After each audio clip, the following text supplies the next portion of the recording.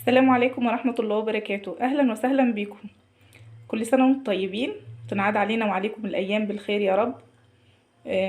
ويا رب دايما تكونوا في أحسن حال، وينعاد علينا والأمة الإسلامية كلها بألف خير وسعادة يا رب العالمين. النهاردة هعمل لكم أكلة حلوة. هنعمل طاجن صدور الفراخ بالخضار. من أجمل الطواجن، ده حلو قوي، خفيف وحلو وطريقته سهلة وبسيطة. هعلمكم النهاردة ازاي تعملوه. آم، آه، عشان ما اطولش عليكم في الفيديو هدخل على طول في المكونات بتاعتي. هنا جزر، بطاطس، بسلة، كوسة، حبيتين من الطماطم مقطعهم شرايح، قرن شطة او فلفل اللي عندك المتاح، بصلاية، وده صدر فرخة. البهارات بقى هحط ورقتين اللوري، فلفل وكمون، بابريكا، شطة، كركم، وملح. بقى طبعا احنا هنظبط الملح، كل واحدة تظبط الملح على زي ما هي بتحب. وفي الاخر كده هقلب معلقة صلصة معاهم عشان تديها لون احمر وجميل. الفيديو ده من اجمل الاكلات، اكلة سهلة وبسيطة وحلوة وخفيفة على المعدة كمان في رمضان. وكل الناس تقدر تعملها، حتى لو انتي حابة ان انتي تعمليها مش فاضية وحابة بنوتك تعملها، تقدر تعملها بكل سهولة لان طريقتها سهلة جدا. ونبدأ مع بعض نشوف هنعملها ازاي. هنا خرطت البصلاية شرايح برضو اهيت. هحط معاها بقى كل المكونات في طبق كده واسع عشان اقدر اقلبهم الاول وبعد كده احطهم في الطاجن. طبعا هحط الطماطم والقرن الشطة او الفلفل، كل واحد على حسب ما هو بيحب. هحط البسلة،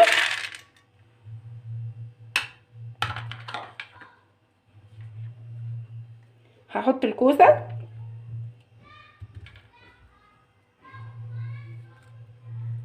وادي صدور الدجاج هحطها في جنب اهيت.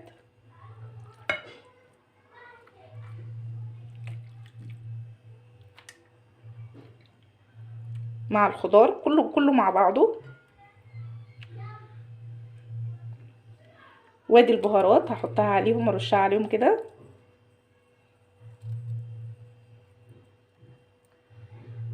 الطبق اللي فيه البهارات ده انا مش هغسله، انا هحط عليه معلقه صلصه عشان اقلب الصلصه مع بقيه البهارات وارجع لكم تاني. هنا حطيت معلقه صلصه ومعلقه سمنه ومعلقه زيت او معلقتين زيت وقلبتهم مع بعض. هقلبهم كويس قوي مع بعض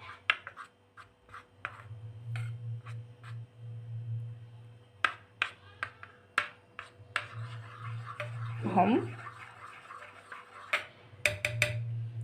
وهحطهم على الخضار هنا، كل ده كله هحطه مع الخضار.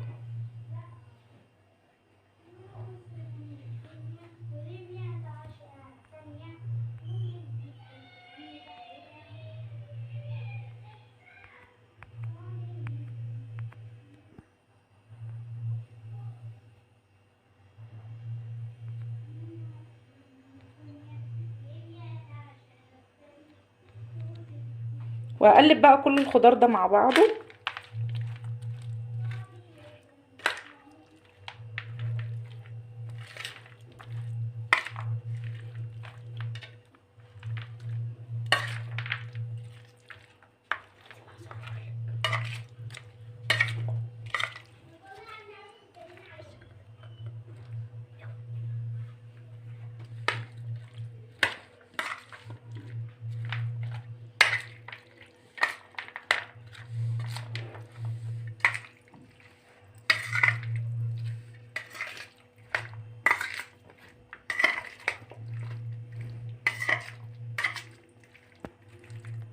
كل المكونات دي هقلبها قوي مع بعضها.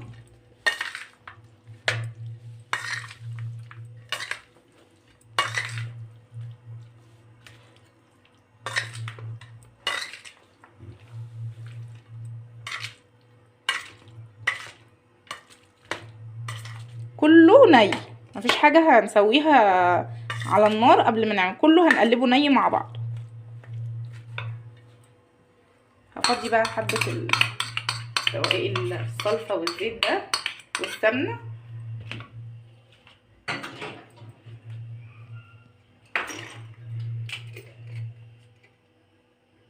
محتاجه حبه كركم كمان بس عشان انا بحب الكركم في الطعام، بيبقى طعمه حلو وكمان مفيد للاولاد وللبشره عموما. الكركم ده من اجمل البهارات اللي موجوده في البهارات. اسفه. قلبت كل الخضار اهو مع بعضه، هحطه بقى في الطاجن. هجيب الطاجن واحطه فيه كده. الخضار اهو اتقلب كله بالملح بكل حاجه بكل البهارات بالصلصه بالسمنه بالزيت بكل المكونات.